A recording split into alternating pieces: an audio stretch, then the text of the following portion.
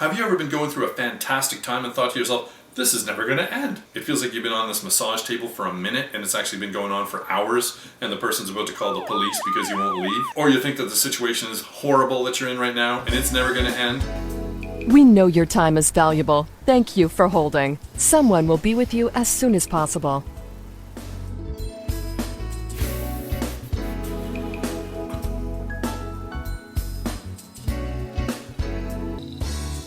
Thank you for your call. We appreciate your business and the opportunity to assist you. We know your time is valuable. Thank you for holding. Someone will be with you as soon as possible.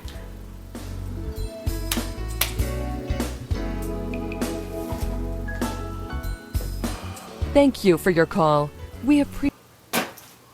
Now, if you felt that way, that's recency bias. It's a cognitive error that makes you believe that what's happening right now is going to last forever. It happens in investing too, and it's a real bitch. That's right, I said it. It's a real bitch.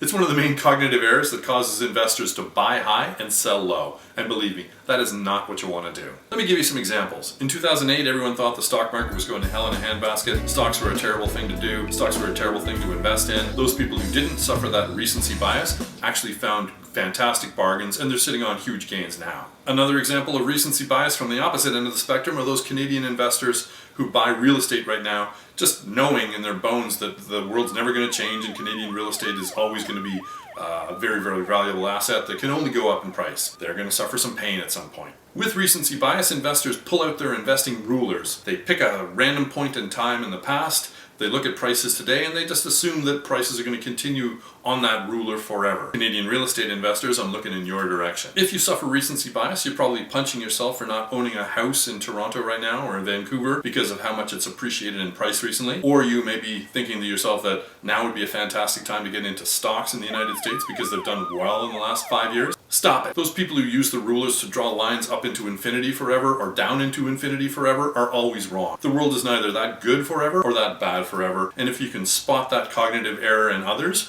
you'll stand to make some money in the markets, whether the real estate markets or stock markets. Things that go up do come down, and things that come down do go up. That's one of the first lessons of any good investor. Imagine that the world is going to change from its current state. That's recency bias in a nutshell. I hope you found it interesting. As usual, I look forward to comments and questions, and I look forward to seeing you next time.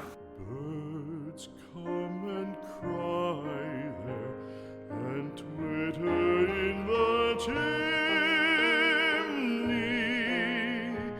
but I go forever and come.